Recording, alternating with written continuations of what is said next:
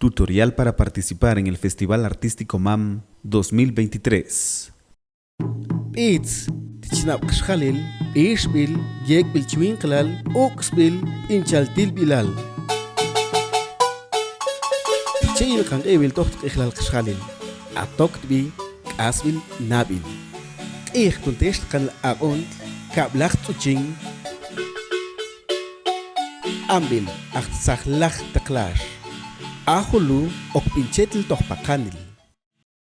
Con el propósito del fortalecimiento de las habilidades lingüísticas y artísticas, la comunidad lingüística MAM de la Academia de las Lenguas Mayas de Guatemala le invita a participar en el Festival Artístico en conmemoración al Día Internacional de los Pueblos Indígenas, el cual será transmitido en la página de Facebook de esta institución en la fecha 21 de agosto de 2023 a partir de las 10 de la mañana. Las categorías disponibles son canto, música, danza, teatro, dibujo y pintura.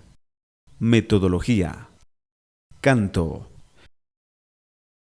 El participante graba un video en donde canta en idioma MAM. Puede ser individual, dúo o grupal, con una duración de 3 a 5 minutos. El tema debe ser relacionado a cultura o idioma.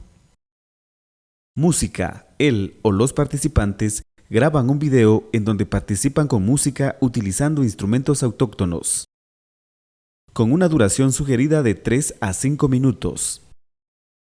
Danza. El grupo de participantes graban un video en donde presentan su danza, duración sugerida de 5 a 10 minutos. Teatro. El grupo de participantes graba un video en donde hacen su presentación teatral. Los diálogos deben ser en idioma MAM, con una duración recomendada de 10 a 15 minutos. El tema debe ser relacionado a cultura o idioma. Dibujo. El participante elabora su dibujo, posteriormente graba un video en el que describe en idioma MAM el significado de su creación, con una duración de 2 a 4 minutos. El tema debe ser relacionado a cultura o idioma.